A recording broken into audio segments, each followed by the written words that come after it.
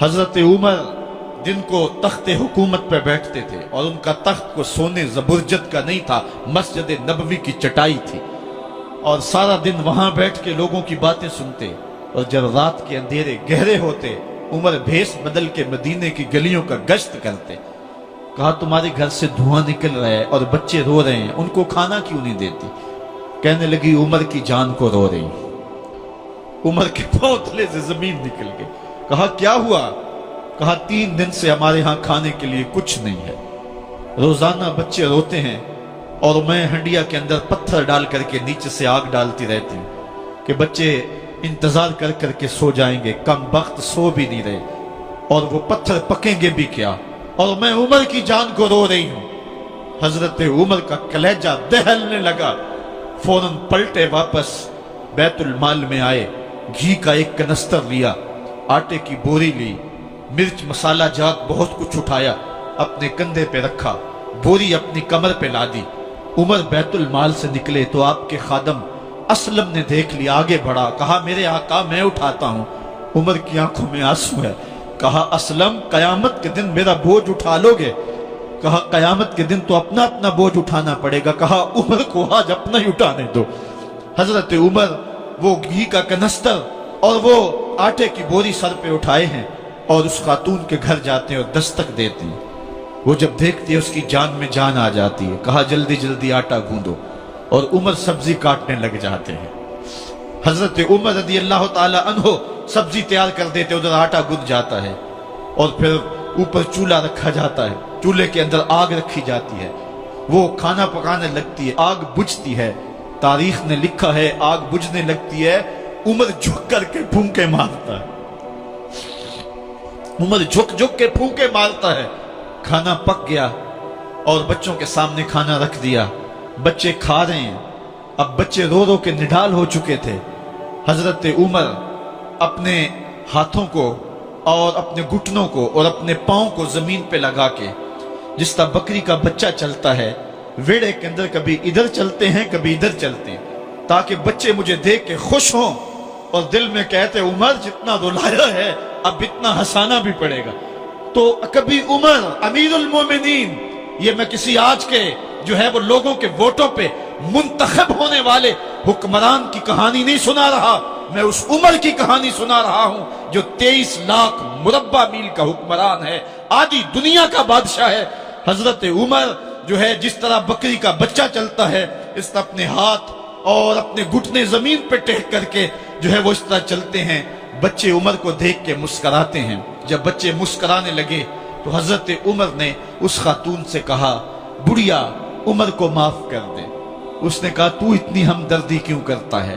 کہا عمر بیچارہ بڑا پھنسا ہوا ہے، فکر ہے اس کو یرموک و فسطاط و حلوان کی، جب فتح ہے مصر تو تیاری ہے ایران کی، آتے جاتے وفد سے ملاقات بھی کرتا ہوگا اور شب کو معلوم حالات بھی کرتا ہوگا، کانٹوں میں الجھی ہوئی بیچارے کی جان ہے، نیند اس کو بھی آتی ہے، آخر وہ انسان ہے، میری بہن عمر کو معاف کر دے۔ اس نے کہا نانا عمر کی بات میرے سامنے نہ کر، قیامت کا دن ہوگا، عمر کا گریبان ہوگا اور میرا ہاتھ ہوگا۔ جب اس نے یہ بات کہی تو عمر برداشت نہ کر سکے، بچوں کی طرح بلک بلک کر رونے لگے۔ کہا وہ بد نصیب عمر تیرے سامنے ہے، آج ہی کہلا جو کہنا ہے، قیامت کے دن مجھے معاف رکھنا۔ اس نے کہا تو عمر ہے؟ کہا بد نصیب عمر تیرے سامنے کھڑا ہوں۔ میرے عمر کہتے ہیں اگر دجلہ کے کنارے ایک بکری کا بچہ بھی پیاسا مر گیا، اس کا حساب بھی عمر سے لیا جائے گا۔ حضرت عمر نکلے یروشلم میں، ایک اونٹ ہے ایک غلام ہے، کبھی وہ سوار ہوتا ہے کبھی آپ باری مقرر کی ہے۔ جب قریب پہنچے یروشلم کے تو عمر کی باری نکیل پکڑنے کی اور غلام کی باری اوپر سوار ہونے کی آ گئی۔ غلام نے کہا آقا میں مرضی سے اپنی باری چھوڑتا ہوں، آپ آ جائیں، دشمنوں کے مفتوحہ علاقے میں آ رہے ہیں، تازہ تازہ علاقہ فتح ہوا ہے، اسلام کی شان و شوکت ظاہر ہو۔ عمر نے کہا اسلام کی شان و شوکت ایسے ظاہر نہیں ہوتی ہے، اپنی باری پہ تم بیٹھو گے، اپنی باری پہ میں بیٹھوں گا۔ لوگ منتظر کھڑے ہیں، دور سے جب دیکھا کہا اس کی ہیبت سے کانپتے تھے ہم، یہ تو کوئی حبشی لگتا ہے، رنگ کالا ہے، ہونٹ موٹے ہیں، اس سے تو زیادہ حسین اس کا غلام ہے جو آگے آگے چل رہا ہے۔ حضرت ابو عبیدہ نے کہا دھوکہ کھا رہے ہو، ہمارا آقا وہ نہیں ہے جو اونٹنی کے اوپر سوار ہے، ہمارا آقا وہ ہے جو لگام تھامے آگے آگے چل رہا ہے۔ حضرت عمر رضی اللہ تعالیٰ عنہ کو آگے بڑھ کے جابیہ کے مقام پہ حضرت ابو عبیدہ بن جراح نے استقبال کیا، تو حضرت عمر آگے بڑھے اور انہوں نے آگے بڑھ کر کے حضرت ابو عبیدہ کے دونوں کندھوں پہ ہاتھ رکھا، اور سنو حضرت عمر نے کیا کہا، کہا لا الہ الا اللہ انا کنا اذل قوم فاعزنا اللہ بالاسلام۔ کہا کہ لا الہ الا اللہ، اے ابو عبیدہ بن جراح، ہم ایک ذلیل قوم تھے اور اللہ نے ہمیں اسلام کی وجہ سے عزت عطا کی ہے، اور میں تمہیں ایک تاریخ ساز بات کہنے لگا ہوں، اور وہ یہ ہے کہ جب تک ہم اس عزت والے اسلام کے دامن کو تھامے رہیں گے ہماری عزت قائم رہے گی، اور جب اسلام کے علاوہ کسی اور جگہ سے عزت ڈھونڈیں گے تو رسوا کر کے رکھ دیے جائیں گے۔ یہ ہے وہ خلاصہ جو حضرت عمر نے امتوں کے عروج و زوال کا بیان کیا ہے۔